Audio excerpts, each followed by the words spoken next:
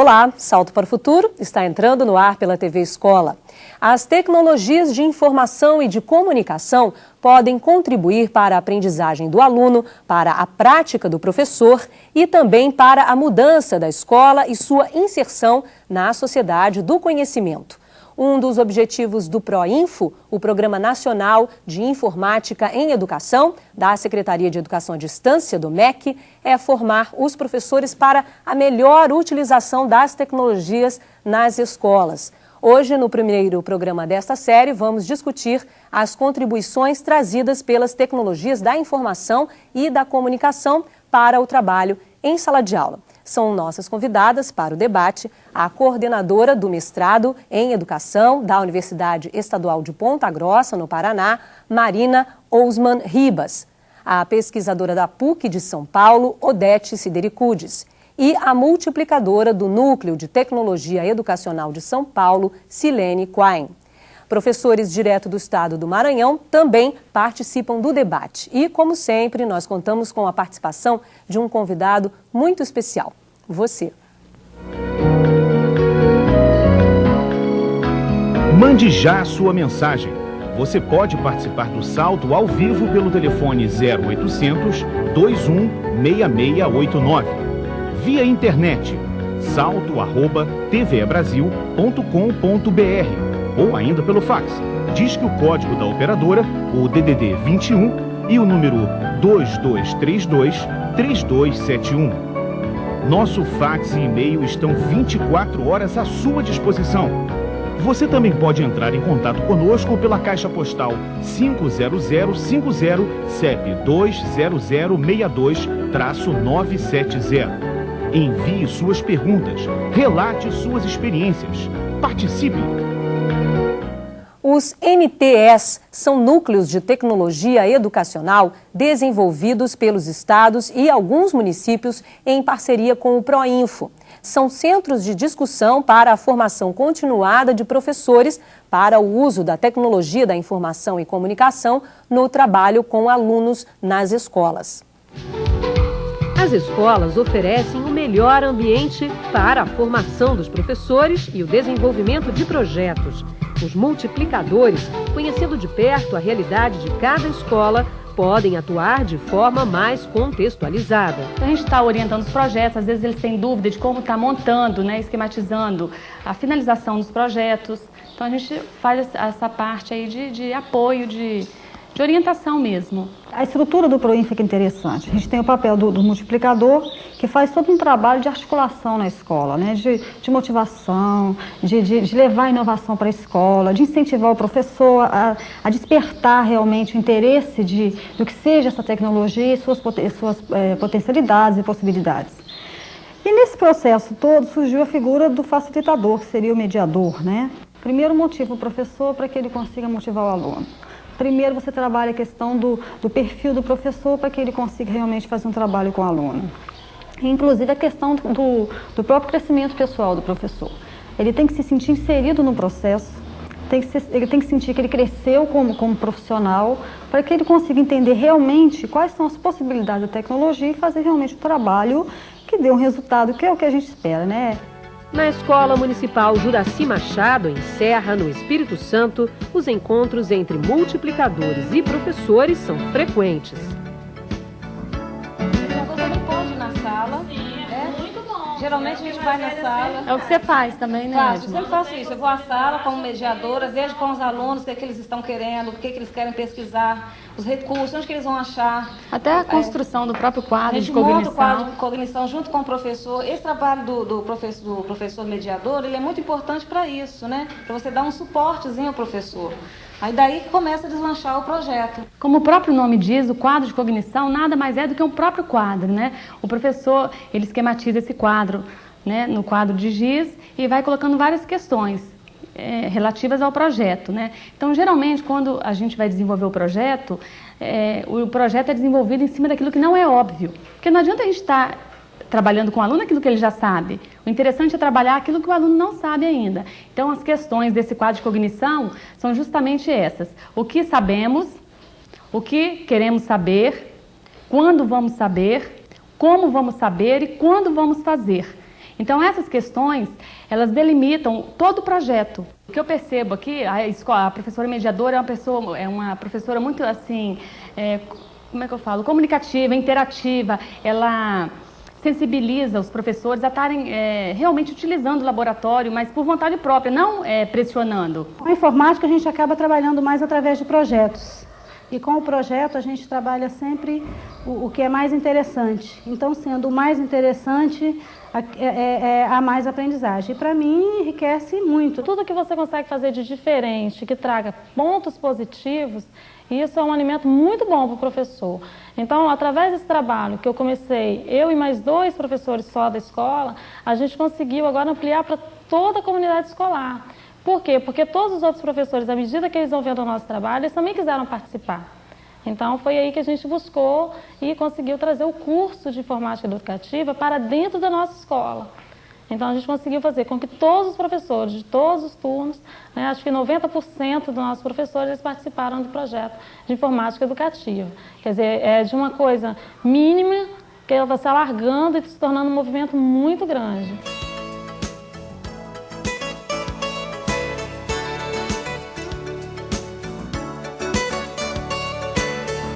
Ok, professora Mariná, o vídeo aponta aí a possibilidade, né, do professor ter a sua formação continuada na prática, atuando na sala de aula, lá trabalhando. Como é que é isso? Como é que é ter a sua formação continuada no seu dia a dia, sem perder o seu dia a dia, sem perder o seu cotidiano? Realmente é o mais interessante, né, que traz o vídeo, porque o professor vai refletindo sobre a própria prática, né, vai iluminando a sua prática com a teoria que ele vai recebendo. Então, é claro que ele está dentro da escola, ele está mergulhado nos problemas e nas dificuldades da própria escola, nos seus conhecimentos, nos conhecimentos existentes dentro da escola, né? Então, ele vai ter condição de sair da rotina normal de trabalho, né? E ele vai ter mais disposição para enfrentar essa rotina, com novos conhecimentos, com inovações que ele vai estruturando na reflexão da própria prática. Agora, professora Odete, muitas vezes nós ouvimos aqui em algumas outras séries sobre informática, que os professores teriam uma certa, de um modo geral, a gente está generalizando, eu costumo dizer isso aqui, que os professores teriam uma certa resistência a essas mudanças. Agora, num processo como esse, de formação continuada na prática, usando as novas tecnologias ou as tecnologias, não é possível não estar aberto a isso, né? O professor, na verdade, ele precisa estar aberto a mudanças. E uma das últimas pessoas a falar sobre a inserção da tecnologia na escola, ela foi muito clara quando ela disse que elas foram buscar o curso de informática. E esse buscar o curso de informática, eu acho que indica claramente a abertura do professor em estar procurando a tecnologia, a inovação para dentro da sua prática docente. E para isso ele tem que estar aberto. E ela ainda usa uma expressão que é um alimento muito bom para o professor. E eu acho que é isso mesmo, é a realimentação. Certo. Agora, como é que o professor pode lidar, professora Silene, com essas tecnologias ao mesmo tempo em que os alunos? Porque, se eu não me engano, o vídeo também mostra isso, que existe essa possibilidade desse aprendizado para o professor também se dar ao mesmo tempo que para os alunos. Como funciona isso? Eu acho que esse princípio ele é inédito para a maioria dos professores, que é estar conhecendo um determinado recurso ao mesmo tempo em que o aluno está conhecendo também. E é uma posição diferente para o professor, ele não está muito acostumado a isso, ele está acostumado a saber muito mais antes do aluno. E eu acho que isso é muito interessante, porque rompe barreiras, o aluno vê o professor com uma fragilidade, entre aspas, que é muito saudável para o processo de trabalho por projeto, ou seja, todo mundo está em processo, todo mundo vai aprender junto, todo mundo vai criar junto. Ok, a gente já tem uma participação no programa de hoje e é da Lucilene, de Goiás. Olá, Lucilene. Alô, boa noite.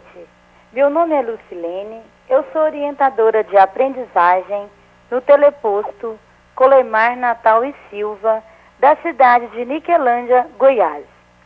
A minha pergunta é o seguinte: no momento em que a tecnologia adentra os espaços educacionais, há momentos em que seu uso apresenta como prática de um pequeno grupo de educadores e alunos. Gostaria que vocês apontassem o que fazer para incentivar esta prática e torná-la mais constante. Boa noite e obrigada. Obrigada, Lucilene. Professora Mariná, essa colocação, essa preocupação da Lucilene é algo que consta no texto do boletim. Como é que o problema que a Lucilene nos traz poderia ser solucionado? Bom, na realidade, sempre que se começa alguma inovação na escola, ela começa com grupos pequenos, né? Dificilmente você vai ter condição de cobrir todos os professores, conseguir a participação de todos. Mas o importante é que tem que se trabalhar com professores e alunos e trabalhar no coletivo. Quer dizer, aos poucos, as outras pessoas vão se agregando para aquele tipo de trabalho, porque as inovações vão aparecendo, porque as crianças vão ficando mais estimuladas para a aprendizagem, para o estudo. Então, com certeza, os outros professores vão também se engajando.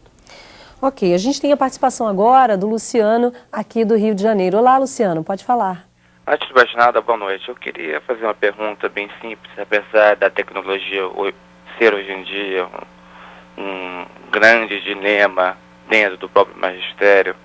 A pergunta é a seguinte: como ajudar um professor que cria barreiras contra o uso de novas tecnologias na sua prática diária? Obrigado e boa noite. Obrigada, Luciano, pela sua participação aqui no Salto.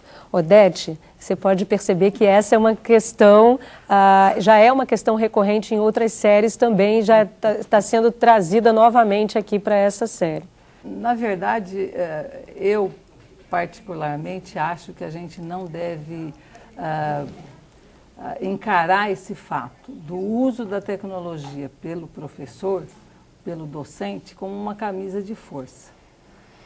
Eu acho que nós precisamos dar um momento para ele e pode até ser que esse momento não chegue, mas o importante é que ele tenha respaldo de alguém, porque normalmente o professor tem medo de errar, medo de aprender com o aluno. E nós sabemos que hoje a sociedade ela demanda muito do professor por conta do aluno. O aluno cobra do professor. Então, esse medo do professor, esse receio, eu acho que é normal, é natural. Eu acho que nós não vamos conseguir 100% dos professores trabalhando com tecnologia atualmente. Agora, Odete, como em outras profissões, existem profissões que se você não se atualiza e se você não se aceita essas novas tecnologias, continua resistente, você acaba ficando fora de um mercado. O educador que ainda resiste, ele pode estar fora desse processo ou não? Olha, aos poucos ele vai acabar sendo quase que descartado, porque o próprio aluno vai cobrar dele o uso de uma tecnologia. O que eu vejo é que o professor pode ser inserido, ele pode começar a usar a tecnologia, mas de uma forma confortável. A hora que ele começar a se sentir confortável, aí ele vai com o apoio de alguém, tanto que existem esses multiplicadores hoje, para que o professor se sinta confortável. Ok. Eu sei que a Silene e Mariná querem comentar, mas antes, deixa eu passar para a pergunta por e-mail, né, Mônica? Bárbara, do professor. De um grupo de professores, Neylor, Lucinéia, Lúcia, Fábio e Eli, do teleposto do Colégio Estadual Ulisses Guimarães, de Foz do Iguaçu, no Paraná. De que maneira as novas tecnologias podem melhorar o aprendizado e interesse dos professores em sala de aula? Ou seja, é uma questão que retorna isso que é o debate que a gente já está encaminhando aqui, né, Silene, por favor. O que eu gostaria de complementar é que nos núcleos de tecnologia, quando a gente trabalha com a capacitação dos professores, a capacitação ela tem uma aceitação muito maior quando a gente conversa a respeito desses temores que o professor tem, e que é normal que ele tenha, é um momento pelo qual ele não passou no seu processo de formação. A gente sabe que as universidades ainda pecam em relação a essa questão. Historicamente, esse movimento não aconteceu para o professor. Então, que ele seja entendido no seu receio, no seu medo, que ele saiba, olha, é normal que isso aconteça, mas ou você encara e você sobe um degrau e muda de patamar, né? Ou você se conforma, que é um movimento que nenhum educador gosta, não gosta do conformismo, ele pode não conseguir fazer diferente, mas isso incomoda profundamente. Ok, Mariná, por favor, eu só queria que fosse um pouco breve, porque a gente já está com uma pessoa de Goiás aguardando. Eu acho que o que precisa pensar também é que o professor é resistente a toda a inovação, né? Não é só ao computador. Agora, nós também temos que lembrar que o professor aprende a aprender, e ele é um eterno aluno. Por mais que ele resista, ele vai aprender a aprender, ele vai aprender a fazer, ele vai aprender a conviver com essa mudança. Obrigada, professora. A gente tem agora a participação da Maria Cristina, ela fala com a gente direto de Goiás. Olá, Maria Cristina. Olá, boa noite a todos. Eu estou falando aqui do Núcleo de Tecnologia Educacional de Anápolis e nós estamos no momento na telesala do núcleo com um grupo de professores em capacitação. Esses professores já demonstraram grande interesse em estar atentos a essas mudanças, a essas inovações tecnológicas. Mas, dentro das aulas, com conversas, discussões, citas, há ainda uma dúvida, que é o trabalho com projetos. Todos concordam que o trabalho com projeto é prazeroso, mas fica a questão, como aliar projetos de aprendizagem com os conteúdos curriculares? O projeto é uma atividade extracurricular? Boa noite, obrigada. Obrigada, Maria Cristina, pela sua participação. Professora Mariná? Olha, não existe por que não aliar o projeto com o conteúdo. Porque, veja bem, quando naquele vídeo a moça estava explicando o quadro de cognição, ela estava problematizando o conhecimento existente. O que nós já sabemos, o que nós vamos aprender, como que nós vamos fazer. Tá? Então, é claro que ele não é extracurricular. Ele tem e ele deve fazer parte do próprio conteúdo que está sendo trabalhado. Ele é desenvolvendo o conteúdo que ele deve ser trabalhado. Ok, a gente tem mais perguntas, não é isso, Mônica? Bárbara, ainda do grupo de Foz do Iguaçu, no Paraná. Como aplicar as novas tecnologias quando as escolas não possuem equipamentos suficientes nem recursos para pagar a aquisição de material ou uso da internet? Obrigada ao pessoal aí do Paraná, né? Professora Odete. Bom, pelo que eu entendi, acho que laboratório, a preocupação deles é a internet. Quando eles não conseguem recursos para aquisição de material e, inclusive, o uso da internet, né, prof? Na verdade, a tecnologia, de uma forma geral, ela não se resume apenas na internet. Eu acho que você pode elaborar propostas de trabalho, atividades com seus alunos, inclusive usando um computador para uma sala inteira, ou você tem 4, 5 máquinas e você tem 40 alunos. Aí eu acho que é o papel do professor de estar desenvolvendo uma metodologia de trabalho com os seus alunos e adequar os recursos que ele tem disponível.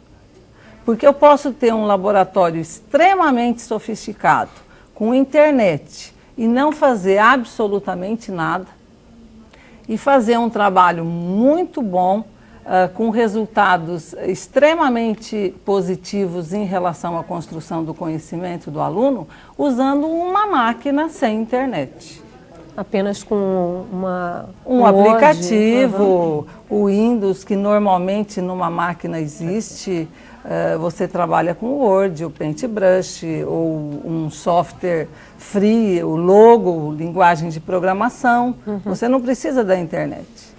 Ok, a gente agora tem perguntas por fax, não é, Mônica? De outro grupo de multiplicadores do NTE Marco Zero, no Amapá. Como minimizar as distâncias entre a formação acadêmica do professor e o cotidiano da sala de aula, quanto ao emprego das tecnologias de comunicação e informação, uma vez que as universidades ainda não apresentam em seus planos de curso disciplinas voltadas a essa realidade, especialmente em nosso estado, lembrando o estado do Amapá? Eu vou passar para a professora Marina, né, professora? Porque a senhora coordena um mestrado em uma universidade. Como é que isso funciona? Na realidade, né, eles estão falando da realidade deles. Né? Quer dizer, lá na universidade que eles estão não existe, mas também a gente não pode generalizar. Existem já algumas universidades que já trabalham dentro dos cursos. Claro que são poucas. Infelizmente, elas ainda são poucas. Mas o que tem que acontecer é que a gente sabe que a formação inicial, ela nos dá algumas condições de trabalho. Mas ela não nos dá tudo para que nós possamos trabalhar.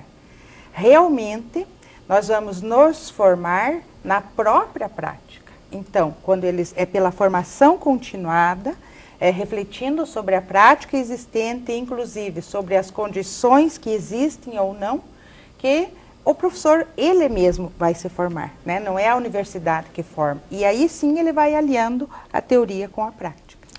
Ok, a gente tem a participação agora da Sônia, do Mato Grosso. Olá, Sônia. Olá, meu nome é Sônia, do teleposto Johnny Augusta, da cidade de Cuiabá.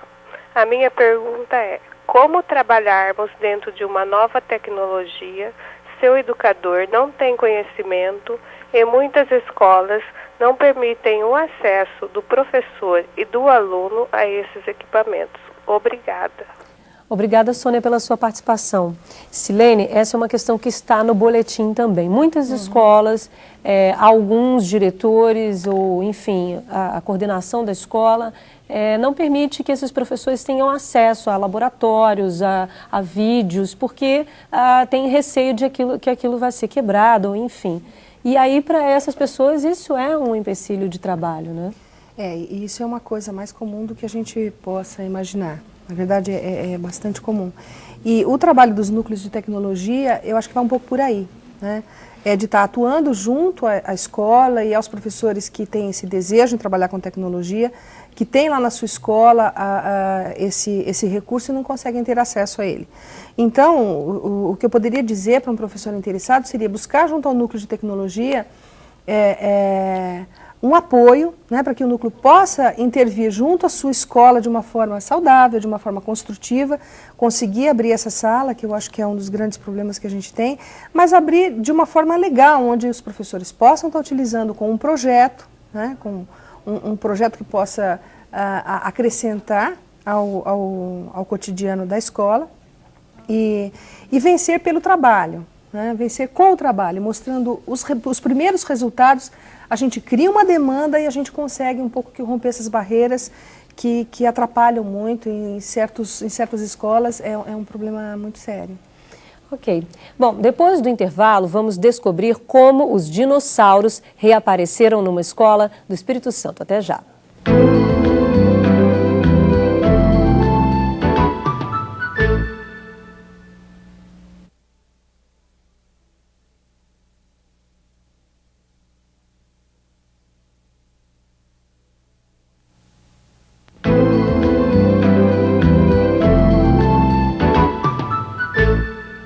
O uso do computador em sala de aula aumenta as possibilidades do trabalho educativo. Na escola Juraci Machado, no Espírito Santo, por exemplo, os dinossauros, extintos há milhões de anos, ressurgiram. Os alunos da segunda série escolheram desenvolver um projeto sobre dinossauros e como dar vida a um animal extinto. Pesquisando, estudando história, ciências, a informática pode dar uma ajuda. Nos computadores, os alunos têm a chance de buscar informações, ter acesso a imagens e textos, criar novas imagens e elaborar suas próprias histórias e textos. Um trabalho diversificado e envolvente. O que nós vamos fazer agora? Você fez mais uma tirinha da história em quadrinho, não é isso? Para onde que a gente vai agora? Para essa parte aqui. Para a parte em que o... Como é o nome dele que eu esqueci? Este projeto ele surgiu da curiosidade das crianças. Então foi um projeto idealizado por eles, juntamente comigo. Aí trabalhamos em sala de aula até chegar na informática. E foi um trabalho que vai ser desenvolvido até o final do ano através dos jogos. Boa parte do sucesso dos projetos relacionados com a tecnologia vem da interação do multiplicador com diretores, coordenadores e professores. Em reuniões, eles planejam, estudam, trocam experiências, avaliam. Dessa forma, os multiplicadores se inserem na realidade da escola, compartilhando todas as etapas do processo educativo e assessorando o professor em relação à integração da tecnologia à prática pedagógica. Os alunos no laboratório, eles assumem uma postura diferente. Eu já fui professora mediadora também dos laboratórios e percebi como que os alunos eles mudam de postura dentro do laboratório, eles se tornam mais criativos, eles desenvolvem novas habilidades. Mais independentes. Às vezes o aluno ele é acanhadinho, quietinho na sala de aula, ele vai para o laboratório, ele se solta. Nos trabalhos em grupo, a colaboração é um elemento chave.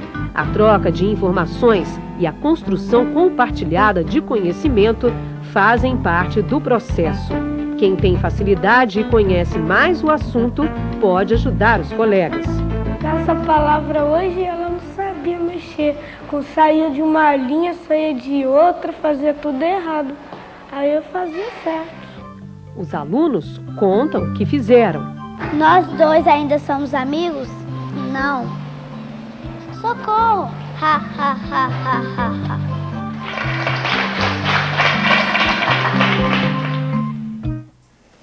Odete, qual é o seu destaque no vídeo?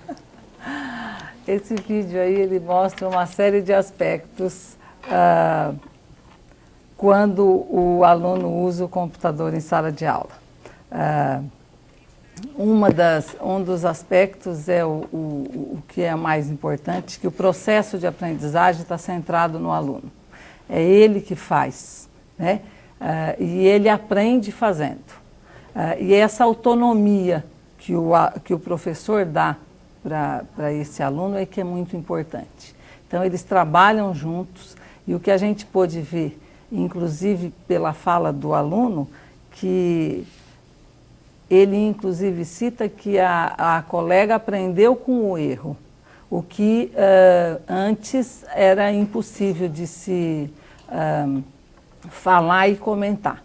E que eu acho que o professor, no curso de formação, para ele precisa começar a trabalhar com esse aspecto, aprender com o erro, porque o professor às vezes se amarra, se defende do computador porque ele tem medo de errar.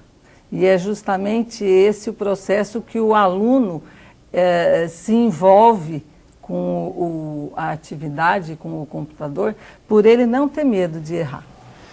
Ok, a participação agora é da Zilda, de Goiás. Olá, Zilda. O que poderia ser feito para conscientizar, até mesmo sensibilizar esses profissionais que estão em final de carreira, que são prestes a se aposentar? Porque além deles não se interessarem, principalmente pela área de informática, eles acabam também influenciando os outros da área. Então, eu estou querendo saber o que a gente poderia fazer, ou o que poderia ser feito no geral. Obrigada e boa noite. Obrigada, Zilda, pela sua participação aqui no Salto. Professora Mariná. Eu acho que realmente é conquistar, mas quando o professor já está quase se aposentando, deixa que ele se aposenta. Mas é conquistar mesmo, é discutir, é trazer para o coletivo. É desmistificar, é tirar o medo. Porque senão ele não consegue se... trabalhar. Até porque essa aprendizagem pode servir para a vida dele, pessoal, mesmo depois de aposentado em casa. Sim, é porque, na verdade, se claro, me permite, professor. Se ele está, na verdade, perto de uma aposentadoria, ele teve um tipo de formação onde ele se formou, fez um magistério e está acabado. E hoje nós não estamos mais trabalhando nesse sentido. Ninguém mais sai de uma universidade, de um curso de graduação acabado, fechado, né, padronizado. Por isso é que nós buscamos cursos de capacitação, é por essa razão, porque nós não somos formados, nós não estamos ainda prontos para nada. Eu acredito ainda que nós nem consigamos aprender tudo até o final da vida. Ok, a gente tem agora e-mail, né, Mônica? Temos sim, das multiplicadoras Maria Yolanda e Sueli, do NTE São Miguel do Oeste. O desafio para nós multiplicadores é primeiramente o de desmistificar a máquina. Que exemplos poderiam ser dados para mostrar que a máquina pode ser uma aliada do professor na prática educativa? Silene, você é uma multiplicadora, né? Como é que você poderia ajudar o pessoal lá de São Miguel do Oeste? Olha, há vários caminhos possíveis, que normalmente esses caminhos são apontados pelo próprio grupo de professor de cada escola. Agora, o que a gente tem trabalhado costuma dar um bom resultado, depois dessa primeira amostra do que é o computador, é você mostrar alguns programas que são básicos, como os aplicativos, por exemplo, e mostrar que esses aplicativos podem facilitar muito a vida desse professor, seja para administrar a produção do seu próprio material, como um recurso didático para preparar determinados materiais para estar trabalhando com o aluno, até que ele se sinta mais à vontade para olhar para um programa de computador como um Word, um Paint, e conseguir vislumbrar ali uma possibilidade que é pedagógica, que tem a ver com a descoberta do aluno que está envolvido com aquele momento da aprendizagem pelo qual ele está passando junto com a sua turma. Então eu acho que os aplicativos são uma possibilidade muito interessante, porque ali três coisas: o professor preparar seu material, administrar sua rotina docente, ter como recurso de produção de material didático e chegar mesmo nesse uso que é o que a gente espera tanto, né? Que é o uso pedagógico do computador. Ok, agora a gente vai à participação do professor José Costa, ele fala com a gente direto do Maranhão. Olá, professor. O Brasil precisa ganhar com urgência a luta pela qualidade do ensino. Sem nenhuma dúvida que o caminho e a alternativa que está aí disponível para fazê-lo são as tecnologias. Entretanto, nós queremos um ensino de qualidade universalizado para todo o Brasil, para todas as escolas, e constatamos que a tecnologia está chegando apenas em algumas escolas. E muitas nós vemos chegarem os equipamentos e a tecnologia não funciona. Então, queria trazer como indagação principal neste momento, como realmente resolver na prática esse problema da inserção da tecnologia numa escola que está desequipada, que não tem visão de inovação, que não tem professores aspirando melhoria e que lhe faltam essencialmente os instrumentos para essa grande luta, essa grande batalha. Ok, professor José, professora Marina, essa é uma preocupação de muitos professores, a chamada exclusão digital, não só das escolas, de muitos brasileiros ainda que não têm ainda acesso a esse recurso, a esse veículo que é a internet. Como é que isso poderia ser, ou se a gente pode ver alguma solução a curto prazo ou a médio e longo prazo? Professora Marina. Na realidade não é uma coisa muito fácil, né? De fazer isso se não existe a condição dentro da escola. Como é que eu vou inserir dentro da escola a tecnologia se a escola não tem condição? Né?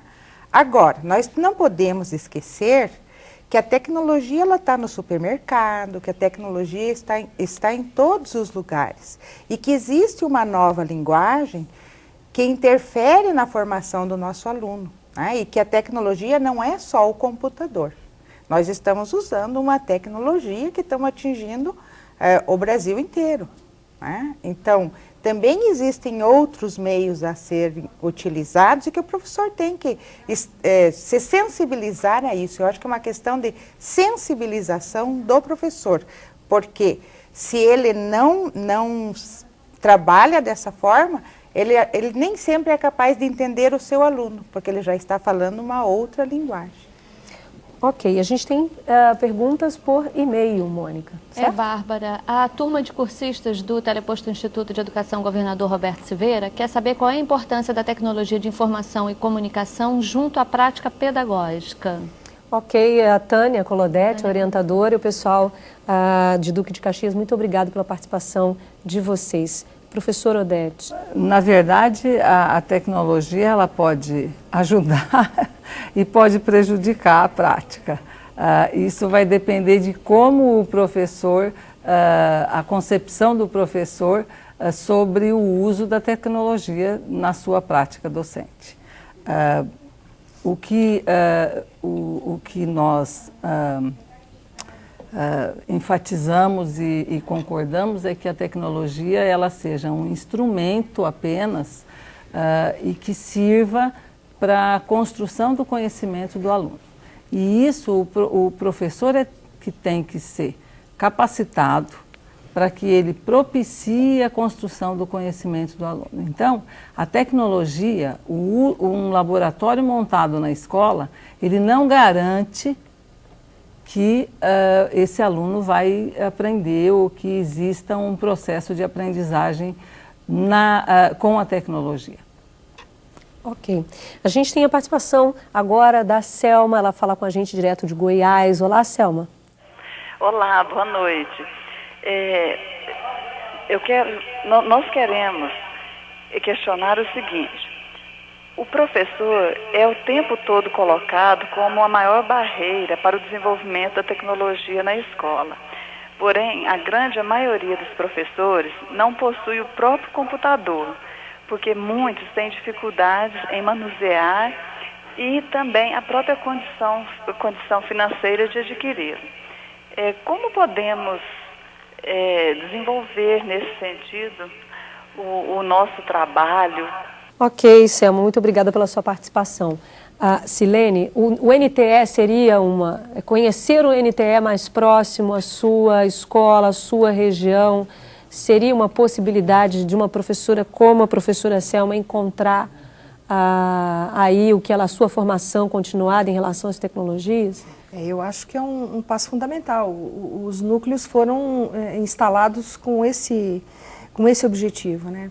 Agora, voltando um pouquinho àquela questão que a gente discutiu logo no começo, quer dizer, toda a capacitação do professor, eu acredito que ela deva passar por essa linha de entender por que razão o professor se coloca como barreira nesse processo.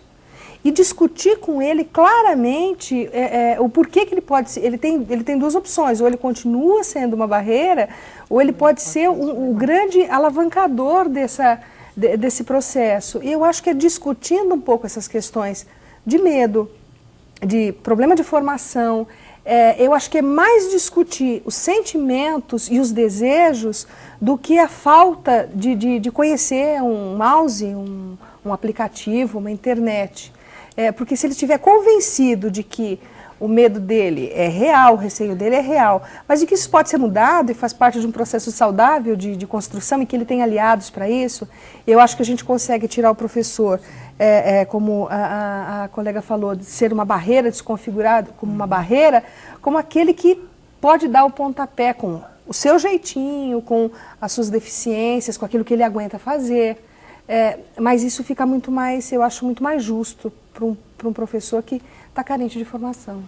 Ok, nós vamos voltar novamente ao Maranhão para falar com o professor José Costa. Olá, professor, pode falar. Hoje nós temos que ter o aluno fazendo a leitura crítica da realidade que ele vive. Nós precisamos ter o aluno com proposições para a construção de uma sociedade justa, igualitária, solidária, etc. Então, seria interessante colocar também nessa discussão da formação do professor, que vai trabalhar com as tecnologias na sala de aula, esses aspectos. E eu perguntaria como se está pensando fazer que o professor seja também esse, não só aquele que veicula, que facilita para que a tecnologia chegue à sala de aula com a informação, mas também que ele faça a formação do aluno para a cidadania. Ok, professora Mariná. Na realidade, nos cursos de formação inicial, existe essa preocupação da conscientização do professor e da leitura que ele tem que fazer de todas as informações que chegam. Eu acho que o NTE e o Proinfo, principalmente, eles estão preocupados justamente com esse problema, com o problema social, né? E por que a gente pensa que o professor precisa de uma formação, precisa se alfabetizar tecnologicamente? Por essa razão. Porque para que ele possa estar em sintonia com a realidade social. A realidade social, a sociedade demanda um conhecimento do professor, né, por conta do aluno. Então, e o objetivo da educação, na verdade, está relacionado com a democratização e não com a exclusão. E é justamente isso, esse movimento todo do Proinfo, em estar colocando computadores na escola, em estar capacitando multiplicadores, para que esses multiplicadores capacitem os professores de dentro das unidades escolares, é justamente para não haver a exclusão. E eu acho que a curto prazo nós não vamos conseguir resolver. Eu acho que nós temos que ter um pouquinho mais, um prazo maior para que a gente consiga essas coisas. Ok, Mônica, temos perguntas por e-mail. Temos da Júlia Brito, diretora do Colégio Estadual Governador Flávio Marcílio. Ela é do teleposto do NTE CRED Ideias Russas, no Ceará. O que poderia ser feito para estimular os professores a ousarem ir para o laboratório e utilizar as novas tecnologias, quando ele resiste a isso, apesar de sensibilizarmos e termos posto à sua disposição alunos monitores para acompanhá-lo no desenvolvimento de suas atividades? Ela é a Júlia, né? Júlia. Obrigada, Júlia, pela sua participação. Silene, você gostaria de complementar a pergunta anterior, tá certo? Gostaria. E eu gostaria que você respondesse a essa pergunta também. Tá ok. Em relação à questão anterior, eu acho que ênfase muito grande é dada a questão do professor ter acesso à tecnologia, não como um recurso tecnológico qualquer que ele vai aprender a mexer, mas sim estar sempre aliando esse recurso a possibilidades pedagógicas. Então, eu não estou aprendendo um processador de textos só para saber que existe um negócio chamado processador de textos. Eu vou olhar lá para dentro e ver essa tecnologia, de que forma ela pode me ajudar a desenvolver determinadas atividades que sem a tecnologia eu perco.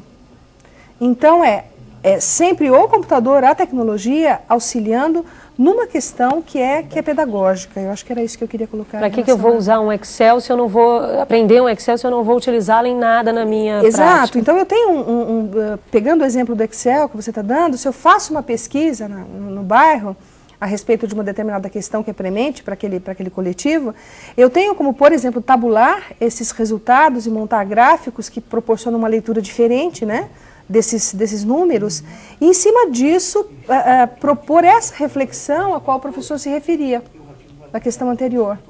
Então, quer dizer, trabalhar a tecnologia não para conhecer que ela existe, mas trabalhar essa tecnologia para ver de que forma ela me possibilita ler o mundo de uma forma um pouco diferente, né, daquela que já está consagrada pela escola.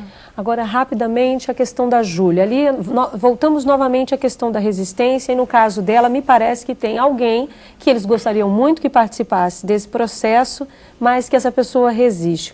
Existe uma dica, uma receita, enfim, o que se pode fazer nesse caso? É meio delicado, porque, pelo que me parece, ela coloca que todas as condições já foram dadas. Já foram dadas. Olha, eu posso dizer pelo trabalho que a gente já executou no Núcleo de Tecnologia, é convidar mesmo esse educador para uma conversa muito, muito próxima e desafiá-lo para ousar.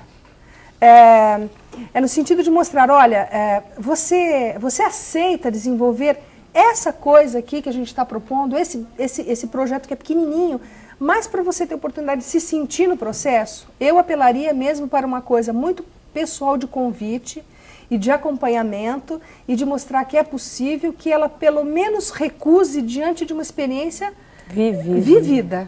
Odete queria complementar? Eu só gostaria de retomar e até falar novamente sobre a resistência do professor em trabalhar com a tecnologia. Eu participei do início da informatização das escolas públicas desde 1984, com um projeto do Educom. E eu acredito que não é na marra, não é na força que você leva um colega seu a usar uma tecnologia ou usar qualquer um outro recurso que você usa. Então, eu acho que nós nunca vamos conseguir 100% dos professores trabalhando com o computador. Assim como nós não temos 100% da população que andam de bicicleta. Eu acho que nós precisamos acho que relativizar esse problema. Não é porque a tecnologia está entrando na escola, o computador está na escola, que nós vamos ter que obrigar o professor a trabalhar com a tecnologia ou computador. Ele pode trabalhar com outros recursos de uma forma muito adequada com os alunos e não o computador. Às vezes, aos poucos, ele vai sendo levado e aí ele vai até gostar. Ok. Bom, no próximo bloco, as nossas convidadas fazem um pequeno resumo do programa. Salto para o Futuro, volta já.